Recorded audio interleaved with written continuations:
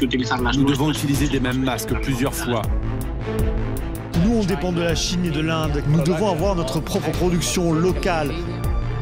Le mouvement de relocalisation lui-même n'est pas nouveau. Ça fait 30 ans que des firmes vont et reviennent. Produire en Chine, c'est plus cher que de produire en Europe centrale.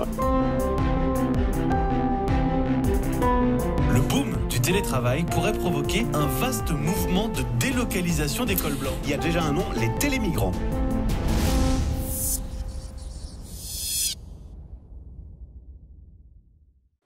Bonjour à tous, je suis ravi de vous souhaiter la bienvenue dans cette édition 2021 du colloque COFACE Risque Pays, en partenariat avec BFM Business, dans un monde qui est évidemment bien différent de celui qui nous avait vu nous rassembler il y a tout juste un an, en public et au Carrousel du Louvre. Alors ce monde qui a changé, on va en parler en studio cette fois-ci, mais rassurez-vous, avec un certain nombre de fenêtres ouvertes sur le monde, 3 tables rondes qui s'annoncent passionnantes, et puis beaucoup d'expertise aussi autour de moi pour étudier à la fois les différents aspects de cette crise sanitaire et économique, et puis voir évidemment l'impact qu'elle a pu avoir sur la manière dont COFACE a évalué les risques pays pour les derniers mois de l'année 2020, et puis surtout pour cette année 2021 naturellement.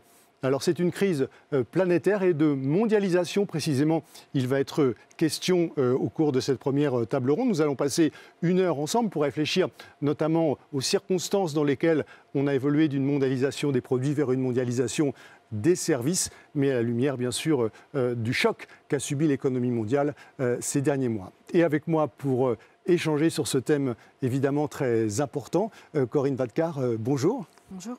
Vous êtes Senior Trade Analyst, vous travaillez à la Chambre d'industrie et de commerce d'Île-de-France. Bonjour Bruno Berton. Bonjour. Vous êtes, vous de votre côté, Senior Advisor pour Accenture. Isabelle Méjean, bonjour, bienvenue. Bonjour. Vous êtes professeur à Polytechnique, chercheur au CREST et membre du conseil d'analyse économique. Et Xavier Durand, vous êtes directeur général de COFACE. Alors, je vous le disais en introduction, on a vu cette économie mondiale sous le choc de cette crise économique et sanitaire depuis tout juste un an maintenant. Et je vous propose de lancer la discussion en demandant à chacun d'entre vous, en commençant avec vous, peut-être Corinne Vadkar, s'il y avait un aspect à retenir de la manière dont cette crise économique et sanitaire a eu un impact sur la mondialisation, lequel choisiriez-vous de mettre en exergue ? Je crois que je retiendrai la manière dont la crise nous a poussé à nous exonérer un peu des contraintes spatiales. Ce que je veux dire par là, c'est que d'une manière générale et dans l'histoire, la mondialisation, elle a toujours avancé lorsqu'on pouvait s'exonérer des obstacles qui sont liés à la distance géographique. C'est ce qu'un professeur universitaire de Genève, Richard Baldwin, appelle le découplage. Le découplage, c'est la dissociation entre les différentes activités sur la chaîne de valeur. Et ce qu'on en observe aujourd'hui, c'est que finalement, vous pouvez très bien avoir à un endroit précis, disons la France, un travailleur, un employé qui va être présent derrière son bureau ou chez lui et délivrer une prestation de service à un autre bout du monde. Donc c'est ce découplage qui va potentiellement augurer d'une globalisation du travail. On avait déjà observé cette évolution le siècle dernier, lorsque la révolution du conteneur avait permis finalement d'avoir la production à un endroit, la consommation à un autre endroit. Et pour le coup, eh bien, on pouvait facilement exporter et importer grâce à ces nouvelles facilités. On a eu une globalisation des biens. D'accord. On a eu la même chose à la fin du siècle, dans les années 80, lorsque, grâce aux technologies de l'information et de la communication, il était possible de produire à un endroit, de consommer à un autre et de contrôler la production et les autres segments de la chaîne de valeur également à distance et dans un autre pays encore. D'accord, donc une crise qui nous fait nous affranchir de manière encore plus rapide de la contrainte, de la distance géographique. Et pour autant, si je peux me permettre, il faut quand même qu'il y ait dans tout cela une baisse des coûts. Et donc l'intérêt aujourd'hui, c'est d'avoir une baisse des coûts de mise en relation des personnes. Grâce aux nouvelles technologies de communication en particulier. Bien sûr. Isabelle Méjean ? Moi, ce qui m'a frappée, je pense, c'est une crise qui a vraiment mis en lumière, à mon avis, quelque chose qui est très inhérent à la mondialisation, c'est-à-dire les interdépendances. Par définition, la mondialisation, c'est une manière pour les pays et les entreprises de se spécialiser, c'est-à-dire de produire plutôt les biens pour lesquels ils ont ce qu'on appelle un avantage comparatif, et puis de se reposer sur le reste du monde pour la production de biens qui sont produits moins chers ailleurs. Et donc ça, ces interdépendances, c'est la source majeure des gains de la mondialisation. Mais c'est quelque chose finalement qui peut-être n'avait pas tellement de résonance ou en tout cas pas de matérialité pour les individus et qui est devenu vraiment très apparent au moment de la crise sanitaire. Évidemment, avec les épisodes du début de la crise financière, les problèmes d'approvisionnement qu'on a pu avoir, notamment en France, en Europe, sur les masques, qui ont mis en avant finalement des formes de fragilité dans un contexte très mondialisé et dans un contexte évidemment très particulier où on a une explosion de la demande sur certains types de produits. On s'est rendu compte finalement de choses qui sont connues, c'est-à-dire qu'aujourd'hui, on ne produit pas de masques en France ni en Europe. On dépend quasi intégralement du reste du monde sur l'approvisionnement de ce type de biens. Et donc, au moment où on a eu besoin d'acheter des masques à l'étranger, on s'est rendu compte des difficultés d'approvisionnement. Et donc, je pense que ça, c'est des débats qui sont vraiment devenus très importants dans les débats publics. Je pense que c'est important de rappeler que ces interdépendances, elles sont réciproques. On dépend de la Chine pour les masques, mais les pays en développement dépendent des pays riches sur tout ce qui concerne les produits pharmaceutiques. Juste pour donner un exemple concret, puis je m'arrêterai là, l'OMC a identifié 77 produits très particuliers qui sont nécessaires à la gestion de la crise financière. Quand on regarde la structure du commerce international sur ces biens, on voit qu'il y a 44 produits, je crois, pour lesquels le premier exportateur mondial est européen, parce que l'Europe est très spécialisée dans la pharmacie, le matériel médical. Et puis après, il y a des produits pour lesquels on dépend beaucoup du reste du monde, les États-Unis, la Chine, la Malaisie, etc.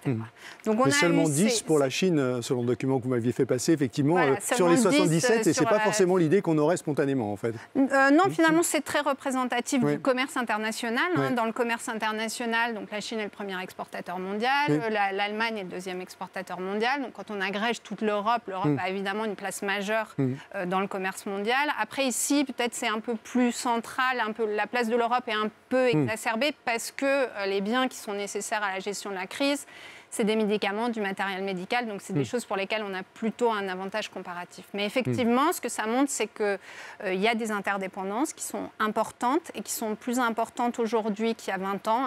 La dernière vague de mondialisation a beaucoup concentré la production à l'échelle internationale. Et parfois, dans des épisodes un peu inhabituels, une crise sanitaire, mais ça peut être aussi un épisode climatique extrême, ces dépendances, elles peuvent se révéler assez coûteuses. Alors cette évolution des chaînes de valeur, on va y revenir, c'est évidemment un point central. Bruno Berton, qu'est-ce qui vous a marqué, vous, de votre côté, au-delà de ce qui vient d'être dit ?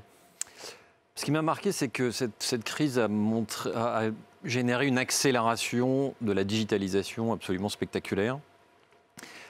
Et ça a bien sûr un impact aussi sur la mondialisation, parce que la digitalisation, elle est de fait une ouverture mondiale de manière quasiment automatique. Internet est un réseau mondial.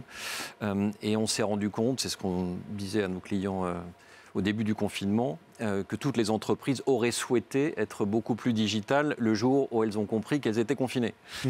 Parce que l'accès à l'information aux personnes dépend énormément de ça, parce que l'accès aux données, on parle beaucoup du cloud aujourd'hui, c'était un mot un peu mystérieux il y a encore un an. Ben voilà, si vos données ne sont pas dans le cloud, vous ne pouvez pas y accéder quand vous n'avez pas accès à un serveur physique. Et donc ça vous pose tout un tas de problèmes. Tout ce qui est lié à l'e-commerce, qui quelque part est considéré comme une mauvaise chose dans l'environnement français pour les raisons amazoniennes qu'on connaît. Or, l'e-commerce, ce n'est pas juste un problème fiscal, c'est qu'effectivement, l'accès aux produits dans les environnements où on était se fait par l'e-commerce. Et le retard qu'on peut avoir en France, c'est un handicap. Tout ce qui touche, bien sûr, au télétravail, la télémédecine, etc. Juste pour l'anecdote, mon premier projet de portail d'éducation, je l'avais fait pour Hachette il y a 20 ans. Et quand on voit dans quel état on était au début du confinement sur cette capacité à organiser l'accès justement au savoir. Voilà, donc L'impact numéro 1, c'est la digitalisation. Qu'est-ce que veut dire pour la mondialisation? Deux choses. La première, c'est qu'effectivement, la digitalisation, elle est mondiale. Les logiciels, les technologies, les accès sont mondiaux. Espérer changer ça, c'est une bataille perdue. Donc il y a véritablement une nécessité d'ouverture, voire d'accélération de l'utilisation des différentes technologies qui permettent de bien fonctionner dans cet environnement-là. Et puis il y a une deuxième question, qui est la question de la souveraineté, qui inquiète beaucoup. On va y revenir parce qu'elle est évidemment... Mais qui n'est pas une question d'ailleurs française, oui. Parce que je pense que la souveraineté, c'est plus une question européenne, c'est une question de bloc. Oui, très important. Mais effectivement, qu'il ne faut pas mettre trop tôt, parce que si on se met à se préoccuper de la souveraineté trop vite, on ne fait que renforcer le retard qu'on peut avoir. Et donc effectivement, cette question a été mise en avant de manière très brutale par le fait que nos données sont quelque part, sans qu'on sache nécessairement où elles sont, et que l'accès aux données est essentiel dans l'environnement dans lequel nous nous trouvons. Alors Xavier Durand, vous avez un poste d'observation très privilégié puisque vous passez votre temps à analyser ces phénomènes. Vous êtes présent dans 70 pays, vous avez des bases de données sur des dizaines de millions d'entreprises. Qu'est-ce que tout ça vous a appris? Écoutez, j'insisterai sur effectivement ce double point de vue. Le point de vue de la gestion des risques. On a aujourd'hui 500 milliards de risques sur 3,5 millions d'entreprises dans 200 pays. Donc effectivement, nous sommes impactés par la crise au sens où elle touche tous les secteurs de l'économie. Et on a vu une baisse des échanges mondiaux l'année dernière de l'ordre de 5%, mais qui est moindre que celle qu'on avait vue d'ailleurs dans la crise de 2007-2008.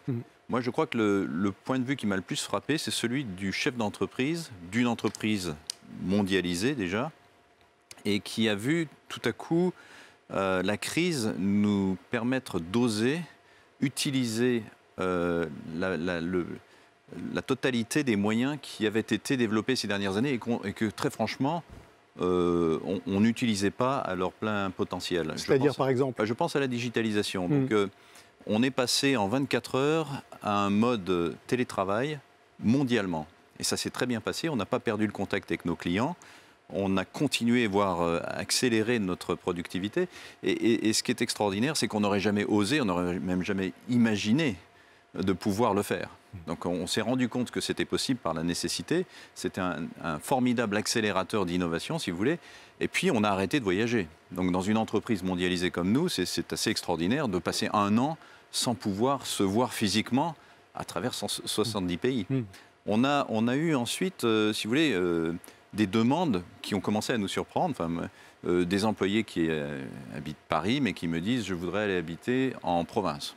Pourquoi pas, mais d'autres qui me disent j'habite en France et je voudrais aller habiter dans un autre pays. Ce qui commence à poser la question de comment est-ce qu'on traite ces demandes, de qui sont-ils employés, pour qui travaillent-ils, comment est-ce qu'ils contribuent. Et puis on a même été plus loin, c'est-à-dire qu'on est en train de développer un business d'information donc qui développe, qui utilise les données que l'on possède dans l'entreprise pour les mettre à disposition d'une grande variété d'entreprises à travers le monde. Et ce business, aujourd'hui, il y a des centres de data management et d'innovation qui travaillent à Paris, à Vienne, à Tel Aviv. Le patron du business est basé en Espagne et on vient d'embaucher un data scientist à Montevideo en Uruguay. Ça ne me serait jamais venu à l'esprit, si vous voulez, il y a peut-être 2-3 ans, d'avoir une organisation aussi déportée, aussi décentralisée et de me rendre compte que finalement elle est parfaitement capable de remplir sa mission et même elle apporte des angles nouveaux puisqu'elle puise dans des viviers de savoir, d'expérience qui sont complètement variés et qui étaient jusqu'ici relativement hermétiques les uns aux autres. Donc je crois que c'est cet élément-là qui me frappe et qui fait que finalement la mondialisation des services, à mon avis, sort renforcée, même si la mondialisation des biens, elle baisse un peu, mais on ne peut pas réorienter les chaînes de valeur aussi facilement que ça. On voit bien que les supply chains ne vont pas bouger. Alors justement, c'est beaucoup d'aspects à décortiquer dans ce que vous avez dit les uns et les autres, mais je vous propose qu'on saisisse de ce thème parce qu'il est effectivement très intéressant et avoir votre appréciation de ce mouvement sur les chaînes de valeur, en commençant peut-être par vous, Corinne Wertka. C'est vrai qu'on a beaucoup dit que cette situation de dépendance, vous le disiez, Isabelle Méjean, a été mise en évidence par la crise, quand on s'est retrouvé d'un seul coup sans masque et qu'on a dû attendre ceux qui arrivaient de Chine, quand on s'est retrouvé dépourvu dans la capacité à fabriquer un certain nombre de médicaments, on pense au Doliprane et à sa substance pour laquelle on dépendait de la Chine, et a été portée sur le devant de la scène du débat public la question de la relocalisation et la capacité à acquérir davantage d'autonomie sur un certain nombre de produits. Alors, la question, c'est au fond, dans quelle mesure on va être capable ou pas de remettre en cause cette chaîne de valeur et dans quelle mesure elle est figée. Et au fond, on n'a pas intérêt à le faire, quoi. C'est ça le débat. Je crois que les chaînes de valeur mondiales ont déjà commencé à changer, à avoir une autre physionomie. Je me souviens il y a quelques années d'une déclaration de Jeffrey Immelt, qui est un ancien CEO de General Electric, qui disait la mondialisation, c'est une affaire de coûts. Et de ce point de vue-là, c'est relativement facile à comprendre. Aujourd'hui, la mondialisation, c'est une affaire de rapprochement avec le client. Et c'est déjà plus compliqué à expliquer. Quand on a dit ça, donc on pense automatiquement à relocalisation, effectivement. Sauf que relocaliser, on pense à proximité géographique, et il y a différentes façons d'être proche. Par ailleurs, les entreprises, elles ont pris la mesure de tout cela. Elles ont compris qu'elles avaient déjà finalement exploré un petit peu tous les bénéfices de chaînes de valeur lointaines, et elles se sont rapprochées des marchés. Donc depuis une bonne dizaine d'années, elles se sont localisées en Europe centrale orientale, elles se sont localisées en Afrique du Nord, en Turquie, au Mexique. Bref, elles se sont rapprochées dans des pays qui restent toujours low cost, ou en tout cas, elles peuvent avoir à la fois le bénéfice de coûts de production assez intéressants, d'un écosystème de fournisseurs, et puis cette proximité avec les marchés de consommation. Alors pardon, je vous demande un point d'éclaircissement quand même, parce que est-ce qu'il n'y a pas un paradoxe dans vos arguments, si j'ose dire? Tout à l'heure, vous nous disiez, pour lancer la discussion, on s'affranchit de plus en plus de la distance géographique. Et là, vous nous dites, en réalité, il faut que le fournisseur se rapproche du client. Oui, parce qu'il y a ces évolutions un peu sociétales, et j'allais y venir. Aujourd'hui, on peut effectivement dépasser cette frontière, cette distance géographique, mais en même temps, vous avez des attentes de la part des clients qui veulent de la proximité, dans tous les sens du terme. Ils veulent beaucoup de local, dans l'agroalimentaire. Donc c'est possible, mais pas toujours souhaitable, si je résume. C'est pas antinomique. Et être proche du client, je le disais, il y a plusieurs manières de le faire.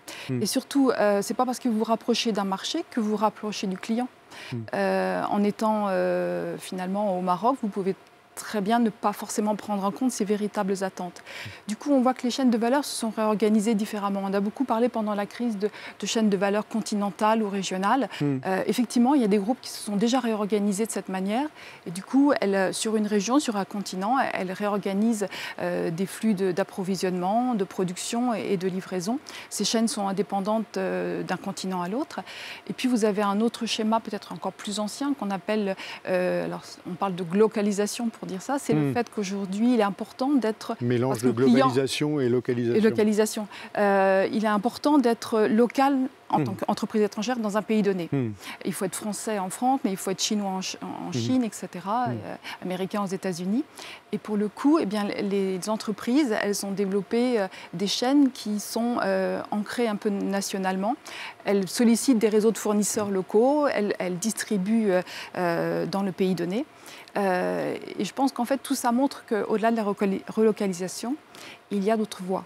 Et ça concerne même d'ailleurs l'activité des services. Je me souviens quand on échangeait avec Bruno Berton pour préparer cette discussion, vous me disiez qu'un des changements que vous aviez opéré chez Accenture, c'est précisément d'être moins global mais plus local, d'avoir effectivement cette relocalisation de vos implantations et de votre approche dans la manière dont vous précisément vous approchiez cette activité de consultant. Oui, c'est ce que les consultants appellent le modèle opératoire des entreprises, l'operating model des entreprises. Et donc effectivement, Accenture, avec son changement de management, de CEO, etc., a basculé vers un nouveau modèle opératoire qui est très market-centric, donc dans une logique de glocalisation, avec plusieurs éléments qui l'expliquent. Le premier, c'est la complexité d'un modèle 100% global, puisque vous citiez GE, c'est une entreprise qui a eu du mal à survivre à la complexité d'un modèle 100% global.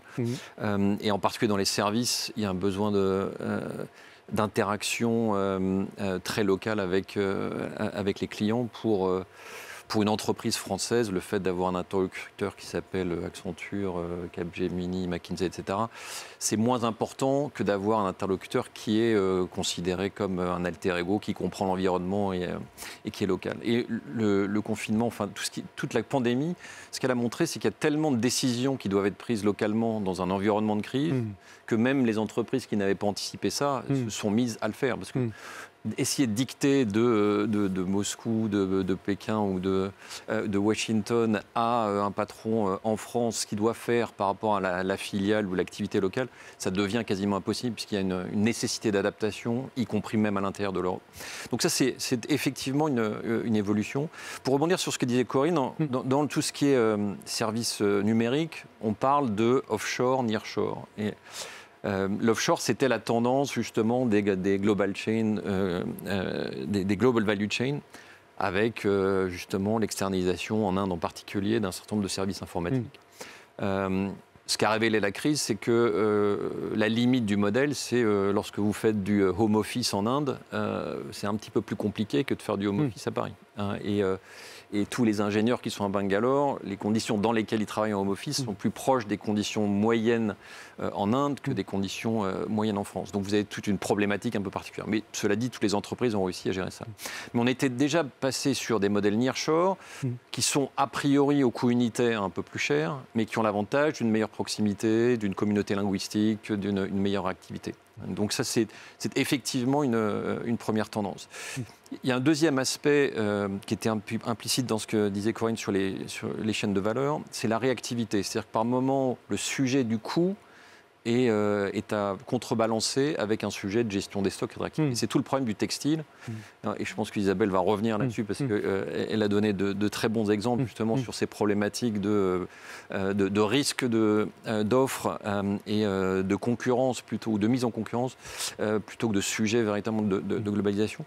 Mais donc vous avez une capacité de réactivité qui est plus importante en nearshore et donc c'est pour ça que le Sentier vit toujours. Et il a fait tout un tas de modèles d'évolution, mais il a continué à fonctionner en trouvant des modèles un peu nearshore. Alors justement, Isabelle, quel est le niveau pertinent de cette discussion sur la relocalisation ? Est-ce que ça a un sens de se dire qu'il faut absolument qu'on sache produire des masques, par exemple, parce qu'on ne peut pas se retrouver en situation de dépendance vis-à-vis de la Chine quand on est confronté à une crise sanitaire ? Ou est-ce que c'est absurde et il faut simplement s'organiser autrement ? Je pense que sur les questions de relocalisation, il y a beaucoup d'arguments et beaucoup de choses qui, finalement, c'est un peu présenté comme une solution miracle. Donc, c'est important de bien distinguer quel type de relocalisation. Donc, la première erreur, c'est de généraliser, au fond. Oui, parce qu'il y a plein de manières de faire de la relocalisation. Il y a plein de manières de faire de la politique industrielle ciblée. Mais quand on dépense de l'argent public, on cible et il faut décider vers quoi. Donc, un des sujets qu'on a beaucoup abordé, c'est cette question, disons, des vulnérabilités dans des secteurs stratégiques. Donc, ici, on parle évidemment de secteurs très particuliers, de relocaliser sur des secteurs qui sont aujourd'hui jugés stratégiques. Et je pense qu'une bonne manière de réfléchir à ça, c'est vraiment de réfléchir en termes d'arbitrage, efficacité, vulnérabilité. En gros, produire dans des chaînes de valeur globalisées, dans des endroits avec une production très concentrée à l'échelle internationale, c'est une source d'efficacité. C'est ce qui fait qu'on paye peu cher un certain nombre de produits. On l'a vu, parfois, c'est une source de vulnérabilité. Quand 90% de la production mondiale de gants chirurgicaux se fait en Malaisie, on est exposé de fait sur un risque lié à la Malaisie. Et donc, le jour où il y a un problème, ne serait-ce que climatique en Malaisie, il y a une possibilité de rupture d'approvisionnement sur des biens de ce type-là. Et donc, quand on juge à un moment donné que ces vulnérabilités sont trop importantes, finalement, on renonce à des gains d'efficacité pour avoir des modes de production qui sont moins efficaces, mais plus résilients au choc. Donc, c'est vraiment l'arbitrage dont on discute. Et donc, sur cet arbitrage-là, le point, je pense évidemment, c'est d'abord de définir ce sur quoi on veut être souverain, quels sont les risques qu'on considère. Est-ce que c'est plus grave de manquer de gants chirurgicaux que vulnérable, au fond. Sur quel domaine est-ce qu'on ne veut plus être le risque n'est pas acceptable. Et donc ça, c'est une question qui ne dépend pas tellement des économistes, mais qui est une question typiquement politique et même sociétale. Et je pense qu'aujourd'hui, on revisite un petit peu ces questions-là à l'aune de la crise sanitaire. Et puis, une fois qu'on a réfléchi ou défini quels sont les secteurs où on veut se couvrir mieux sur le risque, la question, c'est quelle est la bonne manière de se couvrir. Et donc là, il y a plein de choses différentes, il y a plein d'instruments possibles de couverture des risques. Je pense que je ne vais peut-être pas aller trop dans ces domaines-là parce que je risque de dire des bêtises, mais on peut évidemment faire différentes choses. On peut constituer des stocks stratégiques, on peut mettre en place des alliances sur les approvisionnements, on peut relocaliser, subventionner de la production locale. Donc il y a toute une batterie de choses, mais je pense que d'abord, il faut définir quels sont les risques qui ne sont pas acceptables. Et deuxièmement, une fois qu'on a fait ça, il faut d'abord faire avant de définir quels risques ne sont pas acceptables, il faut aussi quand même pouvoir cartographier les risques, parce que très souvent, on ne les connaît pas. Les structures de production sont telles que c'est extrêmement difficile de savoir finalement quelles sont les zones de fragilité dans nos modes d'approvisionnement. Et puis, une fois qu'on a identifié les risques et défini quels sont les risques qui ne sont pas acceptables, définir des stratégies de couverture qui, encore une fois, peuvent impliquer différents instruments, dont éventuellement la subvention à la relocalisation. Wake up, it's coming for you and you're not ready for it. Alors on voit que ce mouvement de relocalisation, Xavier Durand, c'est déjà une volonté politique affichée, mais lorsque vous regardez ce qui vous remonte des entreprises, de vos clients, est-ce que c'est déjà une préoccupation? Est-ce que c'est déjà un mouvement que vous voyez s'amorcer ou pas?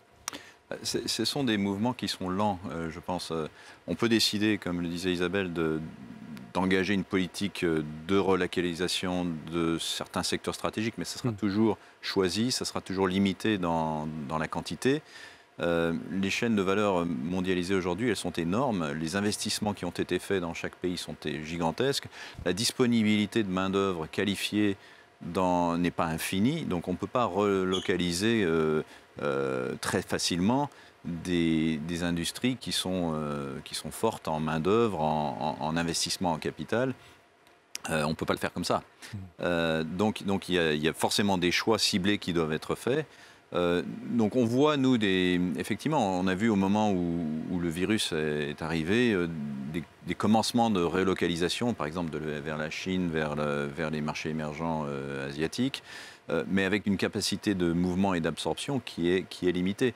Je voudrais juste faire un écho peut-être à ce qui a été dit précédemment. Si vous prenez Coface, c'est une entreprise qui est au cœur du paradoxe qu'on vient d'évoquer de localisation versus globalisation.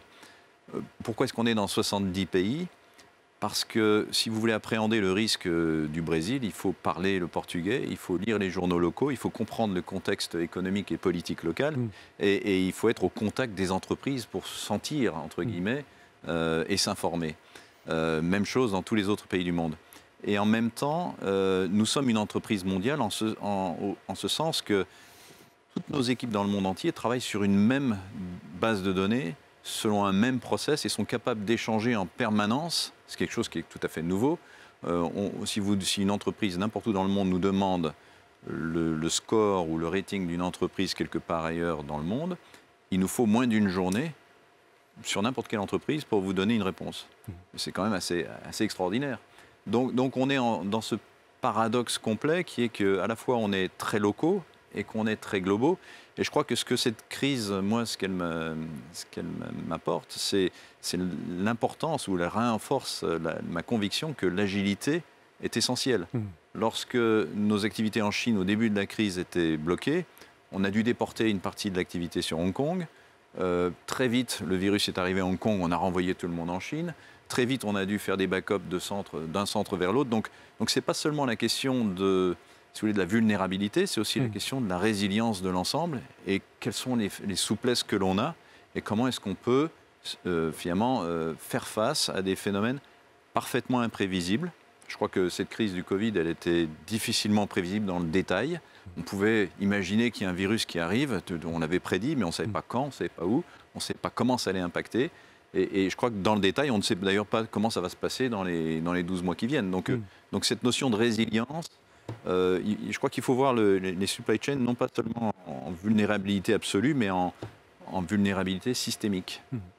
OK. Capacité d'adaptation, ouais.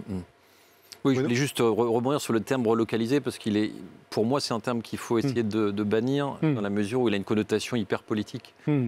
Relocalisé, c'est dans le langage courant. Oui, certains politiques vous diraient qu'il a une connotation positive de leur point de vue. Mais... Oui, mais politique au sens où ça veut dire produire français. Oui. Et comme le disait Isabelle, c'est pas ça la question. Il y a quelques produits, il y a quelques chaînes de valeur sur lesquelles on veut retrouver une capacité de contrôle. D'accord ? Ce qui ne veut pas nécessairement dire d'ailleurs produire localement, ce qui veut dire être capable très vite de sécuriser des approvisionnements. Ou avoir un stock, ou avoir des partenariats. Dans son article, elle parlait aussi justement de ce sujet de diversification des sources. Parce qu'on a déjà vu dans l'automobile des crises comme celle de Fukushima, où tout d'un coup, il y a une pièce qui manque sur une chaîne de valeur automobile complète, le monde entier arrête de produire des bagnoles. Donc ce n'est pas uniquement lié à la pandémie, il y a effectivement toute une réflexion là-dessus. Donc la question, c'est ce qu'en informatique on parle de ride shoring. Il faut être en mesure de déterminer pour quel type de produit ou quelle chaîne de valeur on peut être complètement globalisé ou pas. Et c'est effectivement avoir l'agilité qui permet de changer de modèle en fonction de circonstances qui sont un peu imprévisibles. Je rappelle le mot du maire de New York à l'époque de 9/11, parce que ça s'applique à des crises de ce type-là. Comment se prépare-t-on pour 9/11 ? Personne n'est en mesure de vous proposer un programme qui vous permet de vous préparer sur ce type d'événement. C'est la même chose sur la pandémie.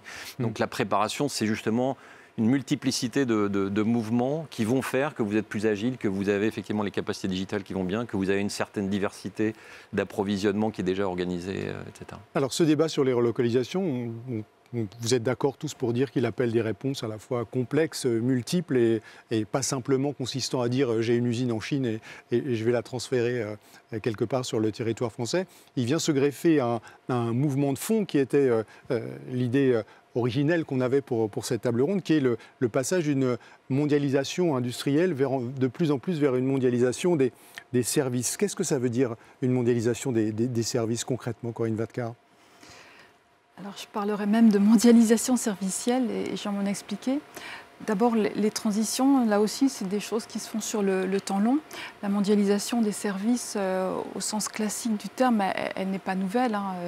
En 1994, lorsqu'on a signé la naissance de l'OMC et les accords du GATT, on a défini 4 modes de prestation de services à travers le monde. Il y a un premier mode qui est le fait de consommer à l'étranger, si vous achetez une prestation hôtelière. Il y a le fait d'envoyer des personnels à l'étranger pour opérer une prestation d'assistance technique, par exemple. Bref, il y avait 4 modes et la révolution numérique a complètement changé les choses. Oui, mais ce qu'on voit surtout, c'est ça qui rend le débat, j'allais dire, plus actuel peut-être que l'origine, c'est que la frontière entre l'industrie et les services, elle est de plus en plus, j'allais dire, floue, et elle penche de plus en plus vers les services. Et là encore, lorsqu'on échangeait ensemble pour préparer cette émission, vous soulignez à très juste titre que un fabricant de téléphones mobiles ou d'ordinateurs, ou voilà, Apple pour ne pas le nommer, ils vendent de plus en plus de services qui vendent de téléphones ou de tablettes. Un constructeur automobile, il vend de plus en plus d'électronique et de software. Et là, on voit se multiplier d'ailleurs depuis quelques jours des accords entre les GAFAM et Intel avec Google, Intel avec Apple, avec les constructeurs automobiles. Donc c'est ce mouvement-là qui est en train de s'accélérer, cette frontière-là qui est en train d'évoluer. Exactement, oui. C'est ce qu'on appelle... alors, c'est plutôt le fait qu'aujourd'hui, on échange des biens comme des services. Et c'est ça le changement de paradigme. C'est complètement révolutionnaire. Alors, il y a cette révolution dans les entreprises industrielles depuis 30 ans. On parle d'ailleurs de servicification, c'est assez complexe comme mot, pour expliquer que finalement, elles font la valeur sur les services et non plus sur les produits en tant que tels. C'est en fait, ça consiste à commercialiser un usage, voire une performance d'usage. Alors, on a bien connu ça avec les logiciels, software as a service. Ça s'est complètement démultiplié. Les avionneurs, enfin les constructeurs aéronautiques, on en parlait, escomptaient faire la plupart de leur chiffre d'affaires d'ici peut-être 20 ans dans les services. Donc il y a un vrai renversement. Aujourd'hui, avec la crise, on a vu que toutes les solutions, je crois qu'on a fait tous un peu un usage abusif des streaming, donc la vidéo à la demande. Vous n'achetez plus un film sous forme d'un DVD, vous achetez une solution de service par un abonnement.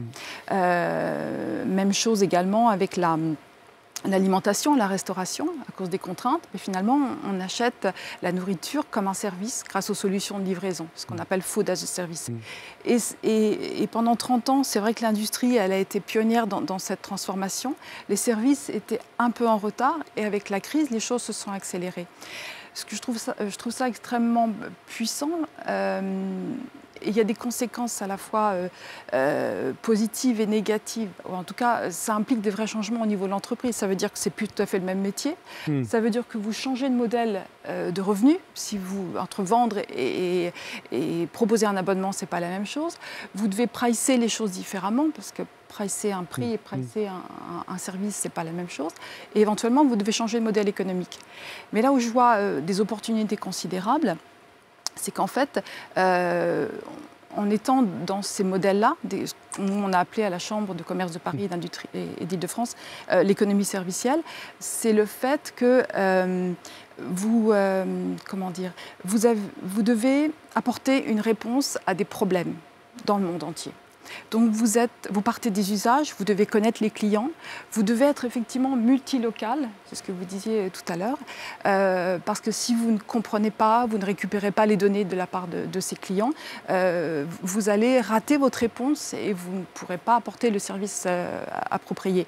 L'intérêt de ça, c'est que tout le monde ne peut pas faire ça, tout le monde ne connaît pas ses clients, et si vous apportez une réponse vraiment très adaptée à votre client, vous êtes différenciant par rapport à la concurrence. Je trouve ça extrêmement puissant, en fait. Et c'est peut-être là que vient finalement cette vraie poussée des services. Isabelle Méjean, vous le voyez aussi, vous, ce changement de paradigme, et comment vous l'analysez ? Je pense, ces tendances-là sont effectivement assez longues. On le voit depuis un moment. Il y a une augmentation très importante en termes de répartition de la valeur ajoutée. Si vous regardez la structure de la valeur ajoutée française, la valeur ajoutée du secteur manufacturier décline depuis le milieu des années 90 au moins. Et parallèlement, on a une explosion des services, et en particulier les services aux entreprises sont un secteur qui s'est beaucoup développé. Donc en partie parce qu'il y a des activités qui avant se faisaient au sein de l'entreprise manufacturière qui aujourd'hui sont externalisées. Donc il y a des interactions très importantes entre l'industrie et les services. Et puis aussi parce que les industriels se tournent vers des activités à fort contenu en valeur ajoutée. Et les services sont des activités à fort contenu en valeur ajoutée. C'est des activités qui sont très différenciées, c'est-à-dire qu'on adapte le service à son client et donc on ne charge pas le même prix à tous les clients et donc il y a des possibilités plus importantes de dégager du bénéfice. Donc c'est aussi simple que ça. Il y a beaucoup d'activités de services qui se sont développées dans les pays riches parce que c'est des activités à fort contenu en valeur ajoutée. C'est des activités à fort contenu en travail qualifié. Donc c'est des choses qu'on sait assez bien faire dans les pays riches, sur lesquelles on est moins concurrencé par les pays en développement. Et puis il y a aussi une évolution de la structure de la demande. La consommation bouge aussi au cours du temps. Aujourd'hui, notamment parce que les prix relatifs ont beaucoup diminué dans les secteurs de la consommation des biens. On a une augmentation très importante de la part des revenus qui va être utilisée pour des services. Donc voilà, il y a l'interaction, c'est à la fois l'offre, les dépenses et les marges sont ailleurs, et la partie demande qui bouge. Mais c'est vrai que c'est quelque chose qui concerne avant tout les pays riches qui ont eu tendance dans la mondialisation à se spécialiser plutôt sur les activités de services qui se développaient beaucoup et qui sont des activités à fort potentiel de valeur ajoutée et aussi des activités à fort potentiel de croissance internationale. Le commerce des biens est globalement assez saturé. Tous les pays du monde mettent en place des tarifs très très faibles. Dans les services, on a encore des barrières non tarifaires très importantes. Donc la croissance potentielle du commerce international, aujourd'hui, elle se fait très clairement dans les secteurs de services.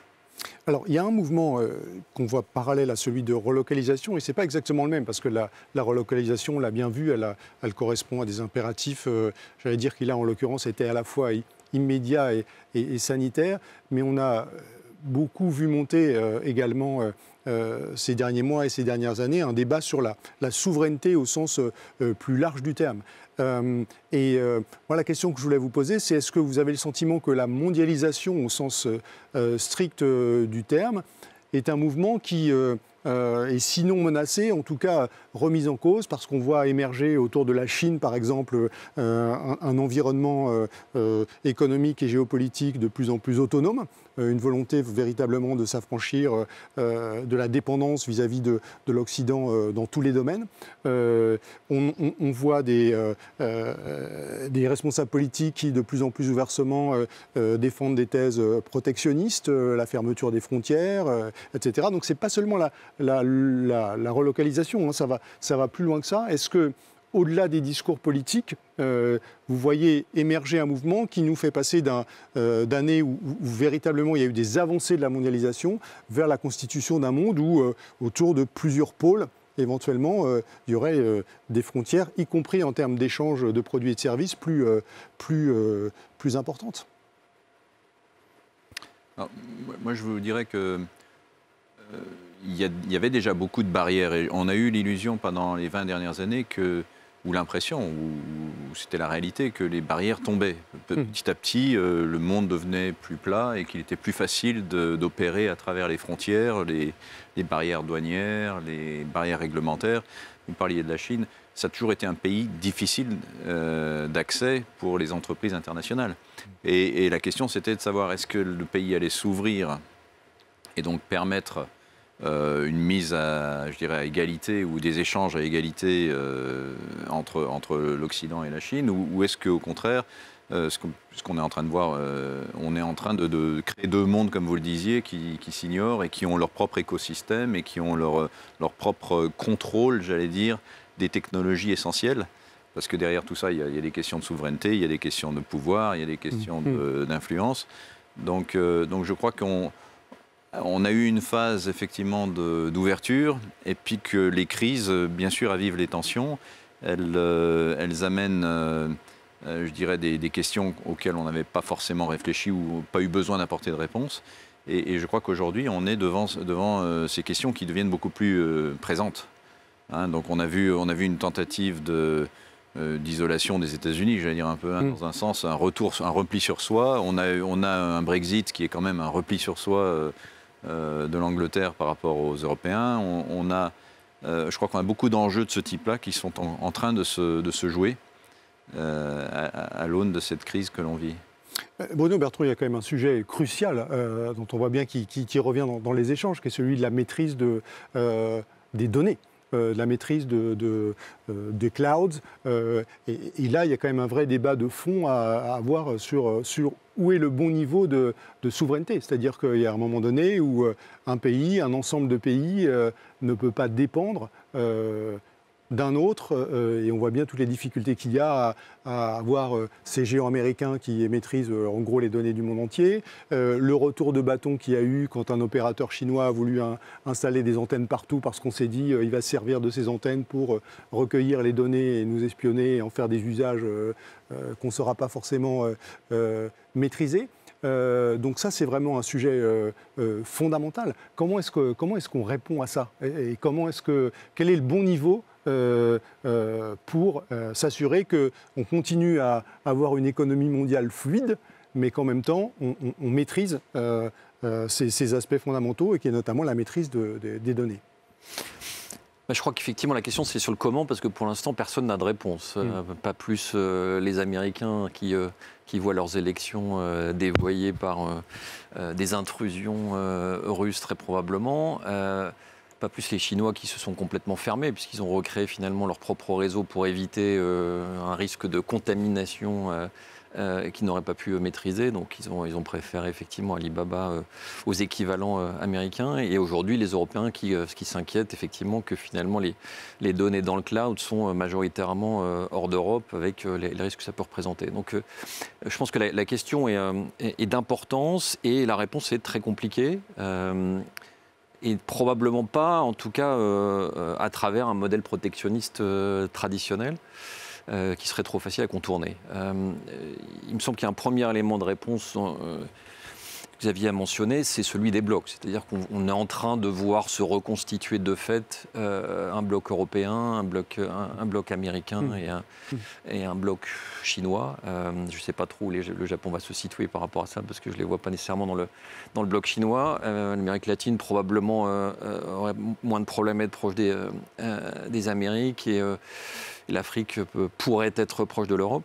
Avec effectivement une volonté d'essayer de maîtriser le sourcing et le flux de données sur ces environnements-là.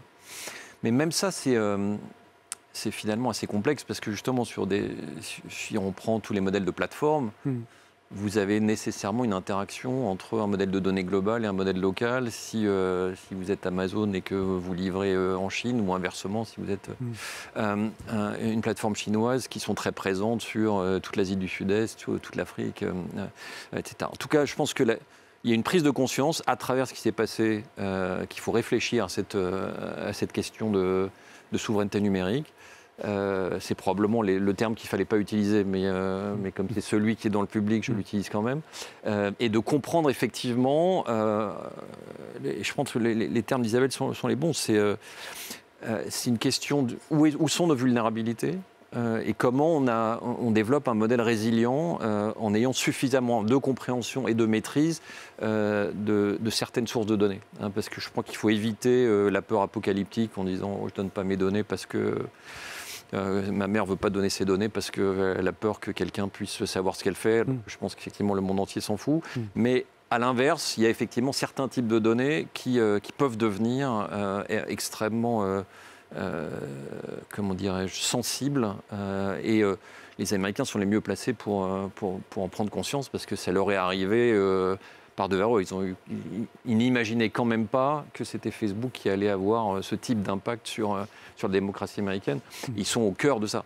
Donc je n'ai pas de réponse, mais je pense qu'effectivement c'est un débat essentiel. C'est un sujet sur lequel vous êtes penché, Xavier Durand, le lien entre comment est-ce qu'on appréhende le risque sur la maîtrise des données et cette, à défaut d'une meilleure expression, souveraineté numérique. Vous savez, pour nous, l'enjeu, c'est d'avoir évidemment le plus de données possible, la plus fraîche possible et la plus locale possible. Et donc on se rend compte qu'aujourd'hui, vous ne pouvez sourcer ces données qu'à l'échelle extrêmement locale. Il y a une infinité de variations par pays. Il n'y a pas deux pays qui se ressemblent en termes de données d'entreprise. Certaines sont disponibles à tous gratuitement, d'autres sont très difficiles à trouver. Mais dans chaque pays, il faut une recette particulière pour trouver ces données. Je me rends compte aujourd'hui que l'accumulation de ces données dans le temps et leur quantité et leur précision a une valeur incroyable.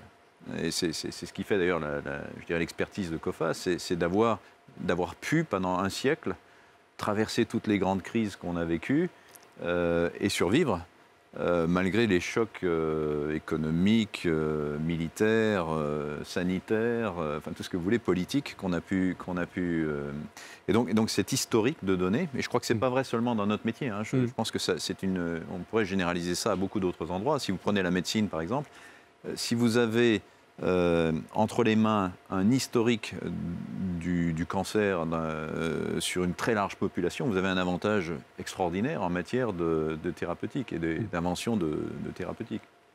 Donc je crois que la donnée à l'échelle individuelle, elle n'est peut-être pas fascinante, mais quand elle est agrégée dans le temps et dans l'espace, elle devient absolument stratégique. Et pour nous, c'est stratégique. Les outils qu'on utilise pour manipuler ces données se sophistiquent de façon incroyable. Mais ça, je dirais, c'est la puissance des ordinateurs. C'est assez facile à faire, entre guillemets, une fois que vous avez les données. Ce qui est difficile, c'est de contrôler les données. Donc je pense qu'il va y avoir de plus en plus effectivement, de réalisation de la valeur de ces données et de réflexion sur qu'est-ce qui peut être partagé et qu'est-ce qui doit être maîtrisé. Et je crois qu'on n'est pas au bout de ce débat-là. Alors, on arrive au terme de cette première table ronde du colloque COFAS 2021. Je vous laisse du coup le mot de la fin. Xavier Durand. On a deux tables rondes passionnantes qui nous attendent, mais si vous deviez peut-être nous faire un peu de teasing pour la suite, nous dire peut-être en deux mots ce qui, lorsque vous êtes parvenu au terme de cette analyse pour préparer ce colloque COFAS 2021, ce qui vous a le plus marqué sur les perspectives des prochains mois? En une ou deux phrases, vous diriez quoi? Que la crise n'est pas finie. On a vu la fin de la première phase, j'allais dire.